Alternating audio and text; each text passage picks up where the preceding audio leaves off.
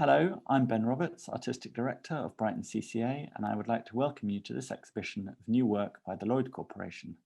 The Lloyd Corporation are an artistic duo based in London and Athens. The development of this exhibition began around 18 months ago when I invited the Lloyd Corporation to make an exhibition of new work in Brighton, drawing on their interests around the histories of trade and exchange, economic systems, and the impact they have on people's lives, from the global to the local. The commission was also that the exhibition connect with the history and culture of the city and the region. Familiarising themselves with these histories, the artists soon arrived at the barrel as a starting point. The barrel has a unique place in the history of coastal regions, and in Sussex in particular. From the fire festivals at Lewes to brewing and smuggling, the barrel remains a unit of trade, an embodiment of cultural history, and a symbol of illicit activity. Throughout 2021, the Lloyd Corporation continued to develop and expand their project through a public research process, which continues to be accessible on their Studio Dialogues page of the Brighton CCA website.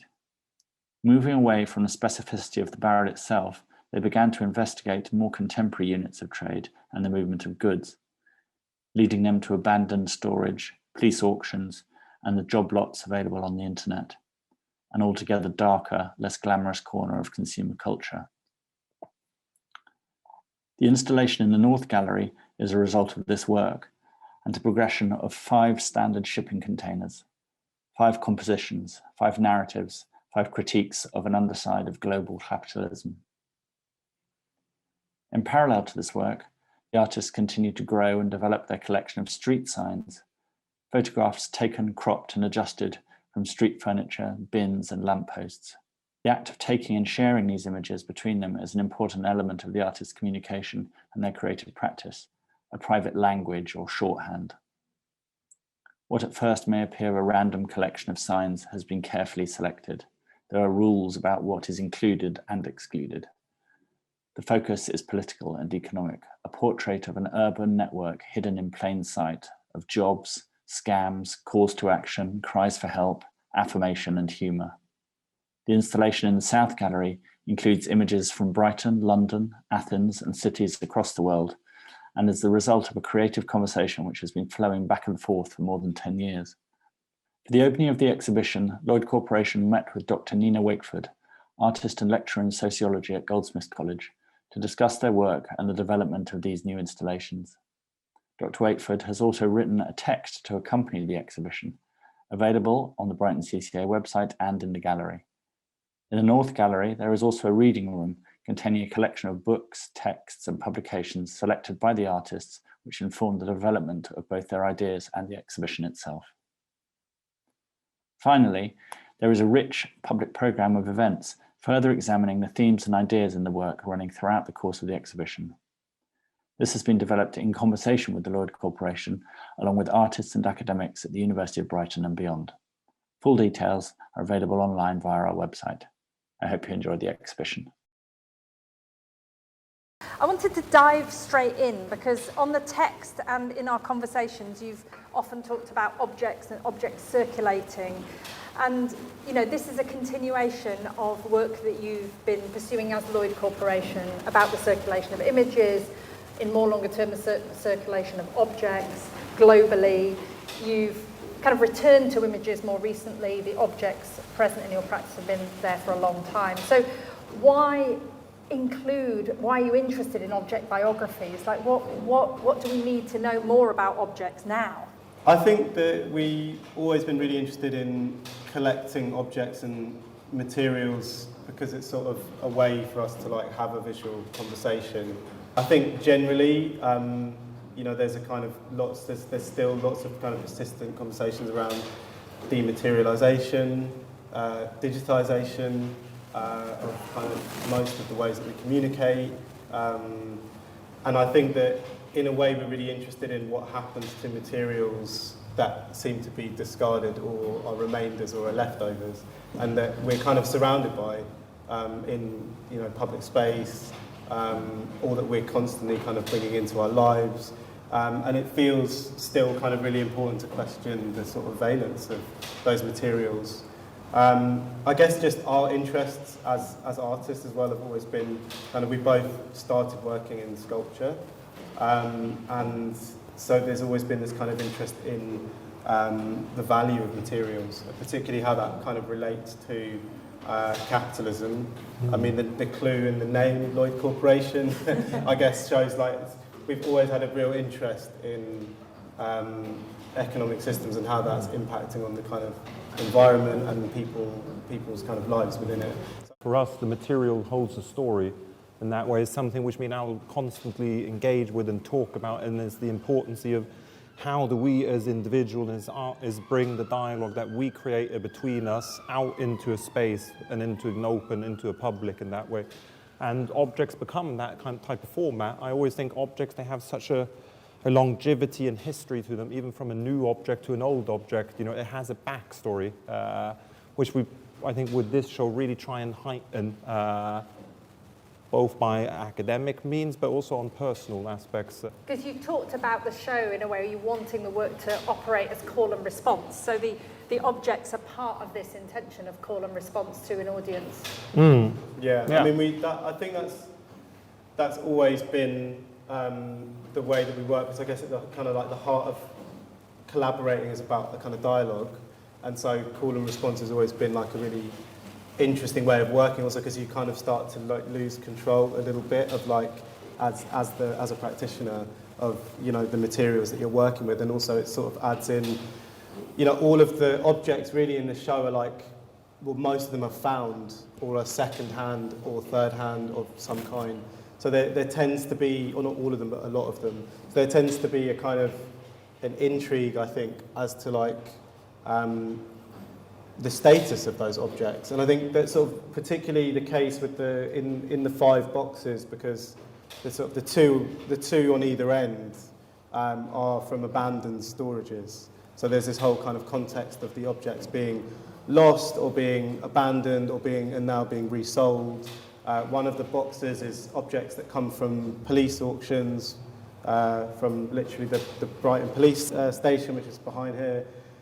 So there's obviously been taken as proceeds of crime, but not all of them have. Some of them have much more kind of like mundane elements behind them, like, you know, the computer, things being cleared out from offices or whatever.